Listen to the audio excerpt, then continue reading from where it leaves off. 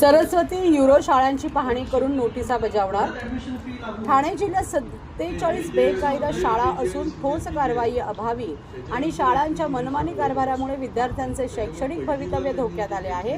ठाण्यातील CBSE बोर्डाच्या सरस्वती आणि युरो शाळेबाबतही शेकडो पालकांनी फी वाढ आणि मनमानी कारभाराबाबत तक्रारी केल्या असून शिक्षण विभागाकडून या शाळांची प्रत्यक्ष पाहणी करून त्रुटी आढळल्यानंतर नोटिसा बजावण्यात येणार असल्याची माहिती आमदार संजय केळकर यांनी दिली.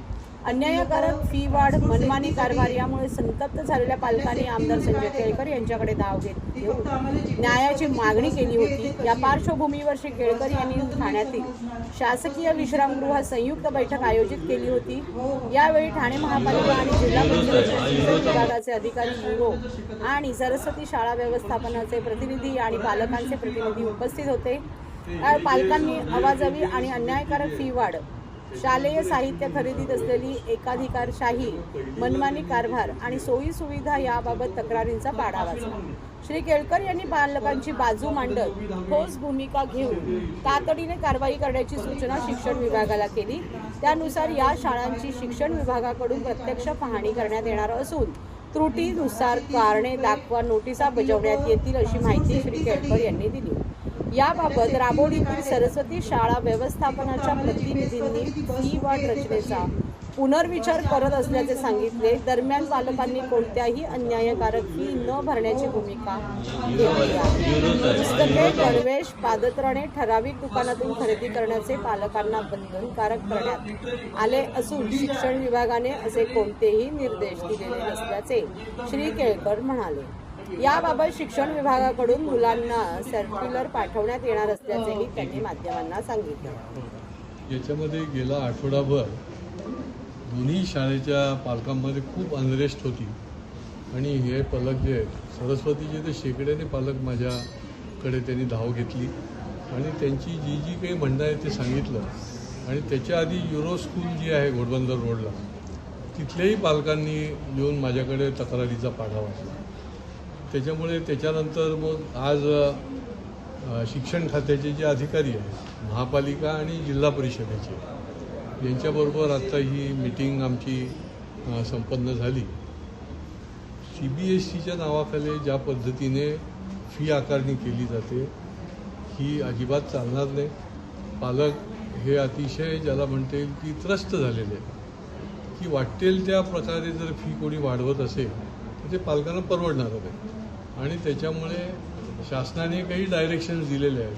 त्या डायरेक्शन्सप्रमाणे पण फीचं स्ट्रक्चर झालं पाहिजे आणि प्रत्यक्ष गेली वर्षानुवर्ष जे फी वाढ ते करताय ज्या पर्सेंटेजने त्याच्यापेक्षा मोठ्या प्रमाणामध्ये जर केली तर ते खपवून घेतलं जाऊ शकत नाही. आणि त्याच्यामुळे या दोन्ही गोष्टी ज्या आहेत आणि इतर सुविधा आणि दर्जा त्या ठिकाणी मुलांना मिळत असलेल्या सुविधा या बाबतीतसुद्धा दोन्ही शाळांचं तक्रारी पालकांनी मांडून त्यांनी सांगितलं. तर या दोन्ही शाळांमध्ये शिक्षण खात्याचे प्रतिनिधी जे आहेत ते त्या ठिकाणी जाऊन इन्स्पेक्शन करणार आहेत. इन्स्पेक्शनच्या नंतर ज्या ज्या त्रुटी आढळल्या आहेत त्याच्यावर ते शोकॉज नोटीस पाठवून त्या परिपूर्तता करतील. सरस्वती शाळेचे मॅनेजमेंटचेही लोक भेटून गेले आणि त्यांनी फी वाढचं स्ट्रक्चर जे आहे त्याच्यासंबंधी आम्ही पुनर्विचार करतो आणि जी फी वाढ झालेली आहे त्याच्यासंबंधी आम्ही योग्य ते आपली जी मागणी आहे किंवा जे म्हणणं आहे त्याच्याप्रमाणे निर्णय घेतो असं त्यांनी सांगितलेलं आहे. आणि त्यामुळे फी जी आजचा आवाच्या सवा वाढली आहे ती कमी करण्याच्या मनस्थितीत जरी असले तरी अजून कमी केलेली नाही. आणि त्याच्यामुळे पालकांनी कुठल्याही प्रकारची ॲडमिशन आणि ॲडमिशन घेतानाची फी जी आहे ती न भरण्याचाच निर्णय घेतलेला आहे. मला वाटतं की या दोन्ही शाळेच्या पालकांना न्याय मिळेस्तोवर आम्ही त्यांच्याबरोबर या लढ्यामध्ये कायम असणार आहोत. शिक्षण मंत्र्यांना सुद्धा आपण लेटर देणार आहात असं सांगितलं. शिक्षण मंत्र्यांशी माझं फोनवर बोलणं झालं पण प्रत्यक्ष त्यांना पत्र देऊन देखील अशा प्रकारच्या आता या दोन शाळा आहेत परंतु अशा निरनिराळ्या शाळांच्या मध्ये अशाच प्रकारचं तफावत जी आहे किंवा प्रॉब्लेम जे आहेत ते चालू असतील तर त्यांना देखील अलर्ट करता येईल. आणि शिक्षणाधिकाऱ्यांना मी हे देखील सांगितलं की तुम्ही सर्वच शाळांना अशा प्रकारचं पत्रक पाठवा, सर्क्युलर पाठवा की जेणेकरून पालकांमध्ये असा अचानक एकदम अनरेस्ट होणार नाही. आज सगळी परिस्थिती अशी आहे की पालकांना न परवडणारं होऊ शकत नाही, कारण की नोकऱ्या देखील एका फटक्यात जातात अशी देखील परिस्थिती आहे.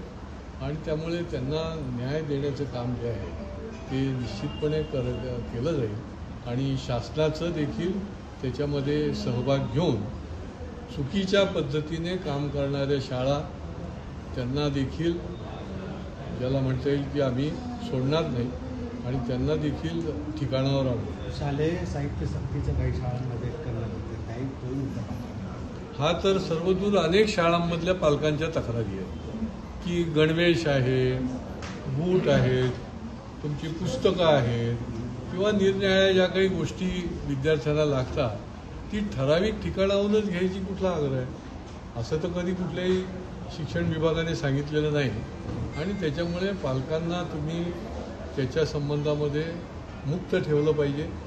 त्यांना जिथून घ्यायचं असेल त्यांनी ते घेतलं पाहिजे. जर त्यांना म्हणजे ऐच्छिक ठेवलं पाहिजे. ज्यांना तिथून नसेल घ्यायचं तर तुम्ही सुचवणं वेगळं आणि कंपल्शन करणं वेगळं आणि त्याच्यामुळे ते देखील अन्यायकारक आहे.